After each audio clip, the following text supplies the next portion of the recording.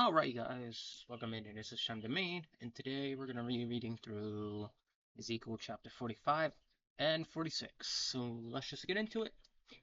I am ready to go because I drank an energy drink right before this, so let's just get into it. Israel fully restored. Chapter 45. When you allot the land as an inheritance, you are to present to the Lord a portion of the land as a sacrifice district 25,000 cubits long and 20 cubits wide. The entire area will be holy of this. A section 500 cubits square is to be for the sanctuary with 50 cubits around it for open land. In the sacred district, measure off a section 25,000 cubits long and 10,000 cubits wide. In it will be the sanctuary, the most holy place. It will be a sacred portion of land for the priests who minister the sanctuary and who draw near to minister before the Lord. It will be a place for their houses, as well as a holy place for the sanctuary. An area 25,000 cubits long and 10,000 cubits wide will belong to the Levites who serve in a temple as their possession for towns to live in. You are to give the city as a property, an area 5,000 cubits wide and 25,000 cubits long, adjoining the sacred portion. It will belong to Israel. The prince will have the land bordering each side of the area formed by the sacred district and property of the city. It will extend westward from the west side and eastward from the east side, running lengthwise from the western to eastern border parallel to the one of the tribal portions.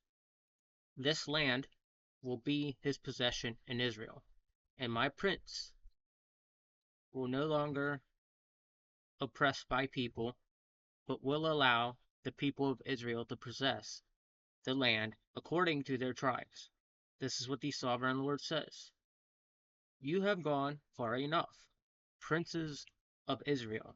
Give up your violence and oppressions, and do what is right and just and right. Stop disposing my people, declares the sovereign Lord. You are to use the accurate scale, an accurate ephah, and an accurate bath. The ephah and the bath are to be the same size. The bath containing a tenth of a homer, and the ephah a tenth of the homer. The homer is to be the standard measure for both. The shekel is to consist of 20 garas, 20 shekels plus 25 shekels plus 25 shekels plus 15 shekels equal to 1 mina. This is the special gift you are to offer: a sixth of an ephah from each homer of wheat, and a sixth of an ephah from each homer of barley. The prescribed portion of olive oil measured by the bath is a tenth of a bath from each quart, which consists of a tenth baths, or 1 homer for 10 baths, or equivalent to a homer. Also 1 sheep is to be taken from every flock, every 200 from the well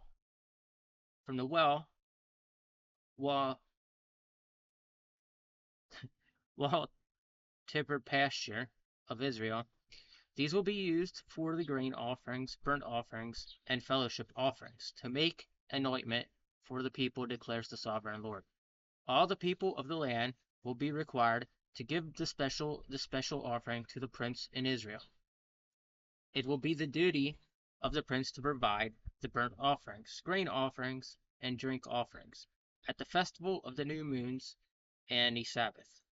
At all appointed festivals of Israel, he will provide the sin offerings, grain offerings, burnt offerings, and fellowship offerings to make an ointment for the Israelites. This is what the sovereign Lord says. In the first month of the first day, you are to take a young bull without defect and purify the sanctuary. The priest is to take some of the blood of the sin offering and put it on the doorsteps of the temple on the fourth corner of the upper ledge of the altar and on the gateposts of the inner court. You are to do the same on the seventh day of the seventh month for anyone who sins unintentionally or through ignorance. So you are to make an ointment for the temple. In the first month, on the 14th day, you are to observe the Passover, a festival lasting 7 days, during which you shall eat bread made without yeast. On that day, the prince is to provide a bull as a sin offering for himself and for all the people of the land. Every day during the 7 days of the festival, he is to provide 7 bulls and 7 rams, without defects, as burnt offerings to the Lord.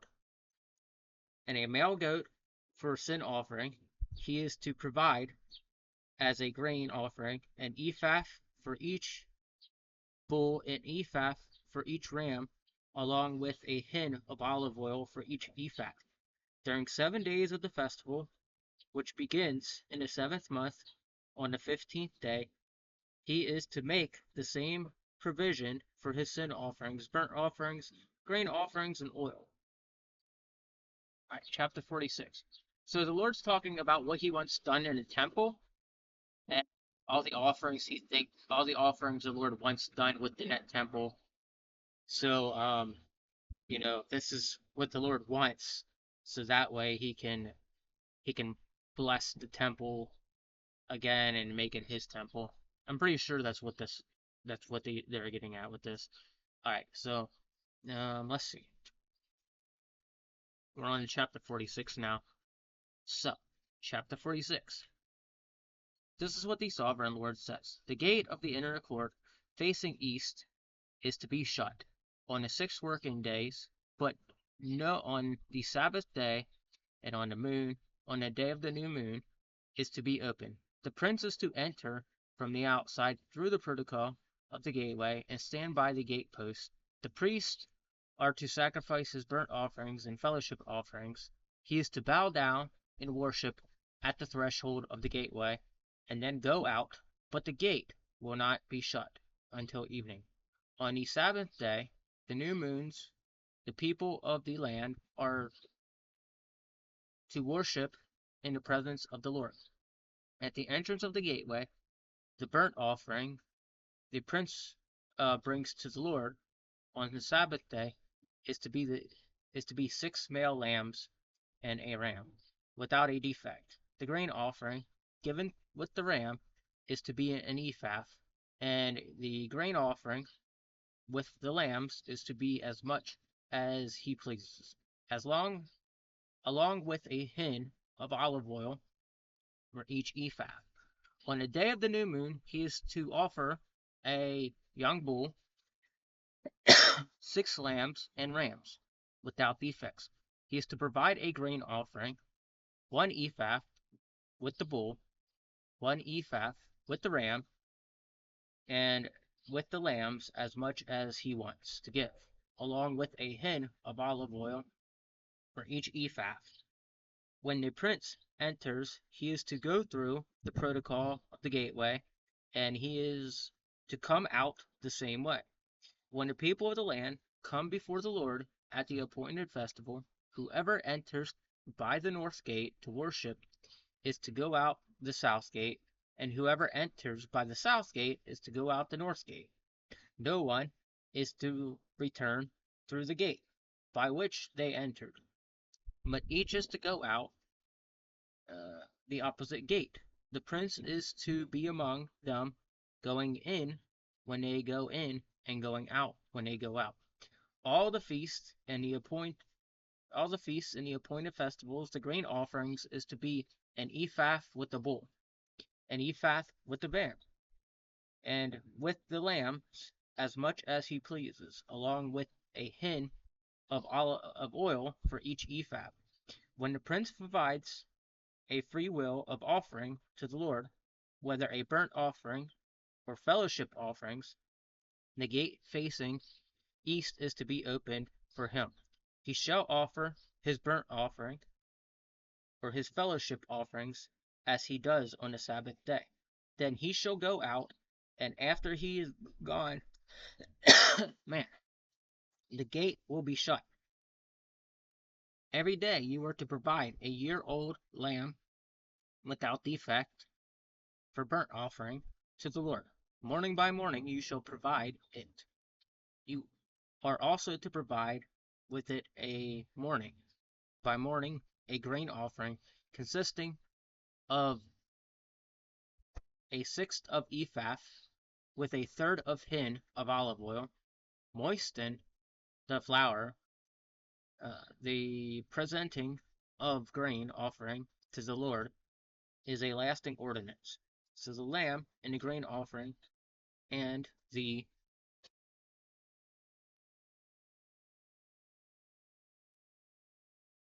oil shall be provided morning by morning for a regular burnt offering. This is what the sovereign Lord says.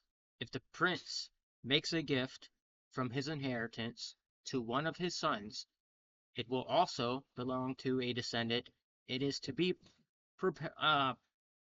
their property by inheritance. If however he makes a gift from his inheritance to one of his servants, the servant may keep it until the year of freedom. Then it will revert to the prince. His inheritance belongs to his son only. It is theirs. The prince must not take any of the inheritance for the people, driving them off their property. He is to give his son their inheritance out of his own property, so that no one of my people will be separated from their property. Then the man brought me through the entrance at the side of the gate. So, gate to the sacred room facing north, which belonged to the priest, and showed me a place at the western end. He said to me, "This is the place where the priests are to cook the guilt offering, the sin offering, and bake the grain offering, to avoid bringing them into the outer court, considering the people." He then brought me to the outer court and led me around for its four corners, and I saw in each corner another court. In the four corners of the outer court there were enclosed courts, 40 cubits long, 30 cubits wide.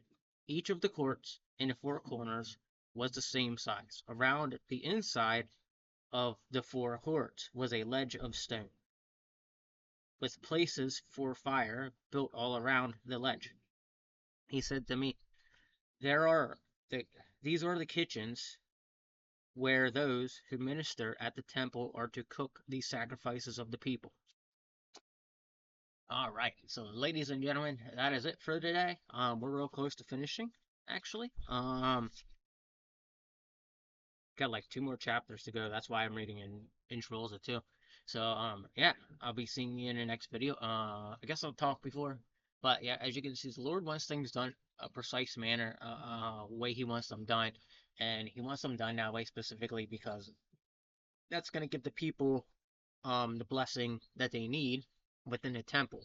You know, when you build the temple, you have to listen to the way the Lord wants it. And you do it precisely, and He'll bless you because you did it. He'll bless the temple. He'll bless you, and that's the thing people don't really grasp. And I talk about this all the time on this channel. But if you have not understood yet why people become blessed, it's not that they're being absolutely insanely mean. In fact, like me, I end up in situations a lot, not because I'm mean, but because, you know, there are things that need to be done in a certain manner for us to get these messages across that the Lord wants us to know, you know. And I say this all the time, and people have trouble understanding this, but they perceive the Bible as a form of hate. All right, and the Bible is not a form of hate. It never was produced to be a form of hate. God is, the term exists. God is love. So that's what God is. God is, you know, what we like to call love.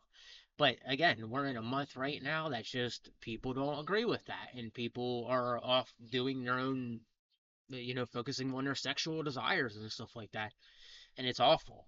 And at the end of the day, we see the cause and effects of it. It's affecting like everything, even down to like our children and stuff like that. So again, I don't care for this month. I don't care for what it's. I don't care for the meaning behind it. Sorry, I think I need to drink water or something. But there's a lot going on within our own world that like really really just, it doesn't matter how much you don't like something. It's written in our holy book, you know. People are off making Bibles like this and putting rainbows on the cover. And it's like it's defiling the name of the Lord. And you know what that does? That gives the enemy more power than what he needs. And that's why I find it extremely ridiculous how like these people are okay with that.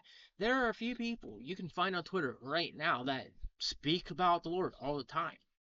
And you'll see that they catch so much hate, so much hatred because they believe in the Lord. They follow the Lord. And I catch hatred for it too.